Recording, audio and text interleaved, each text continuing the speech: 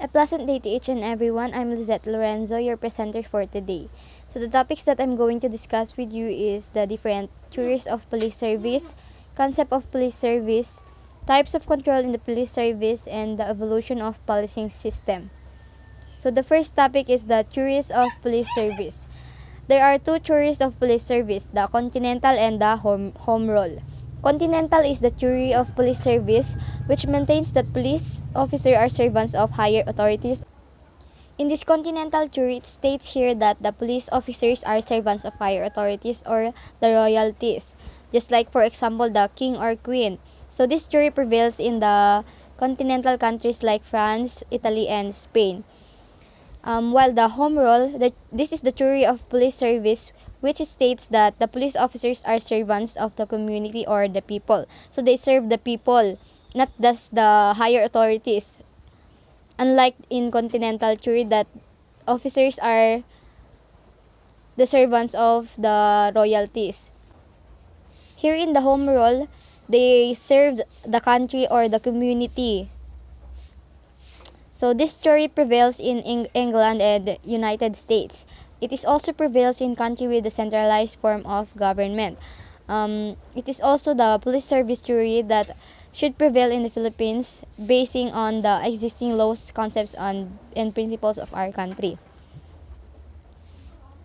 Next is the concept of police service. So there are also two concepts of police service: the old police service and the modern police service.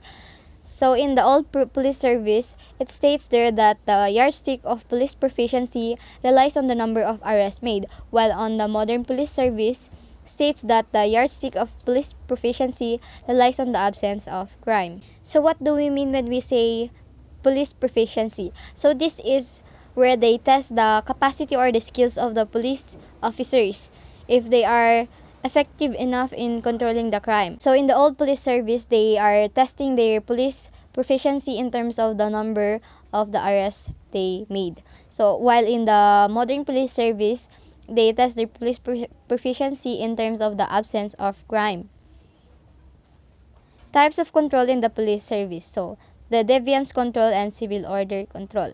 In deviance control, it is the modern police function which primarily involves the mission to reinforce community values and laws. So this was adopted by Germany, China, and Japan, while the civil order control is not originally separated from deviance control, but it is performed by regular street police in the country of England and United States. So the evolution of policing system. The Praetorian Guards are the military bodies who serves as guardian of peace in ancient Rome, in which the idea of policing said to have originated. They say that the policing are originated in ancient Rome, and the first ever military bodies who serves as guardians of peace are called the Praetorian Guards.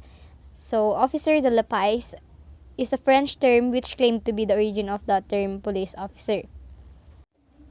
So in the Anglo-Saxon period of policing system in ancient England, we have here the town policing system, in which in this system, it is a system of policing emerged during the Anglo-Saxon period, whereby all male residents were required to guard the town, or what they call ton, to preserve peace and protect the lives and properties of the people. So all male here in this period are required, I should say, to be a guard in the town, or what they call ton, in order to preserve peace and protect their lives and properties during that period.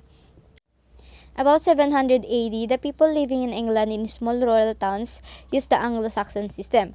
So 10 families in a town or tun is equal to a tithing. Each tithing elected a leader who was known as the tithing man.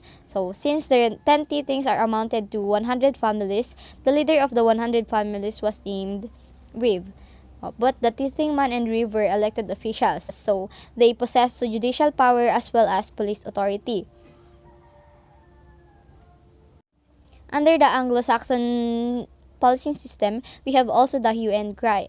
So it is a village law started in Britain, which provided methods of apprehending or arresting a criminal by an act of the complainant. So The complainant should shout to call all male residents to assemble and arrest the suspect. This hue and cry is also present in our country. For example, when a thief suddenly break out or had the attempt to rob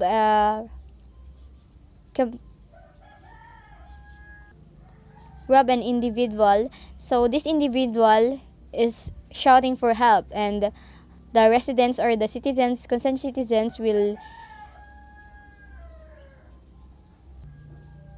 do everything they can to arrest or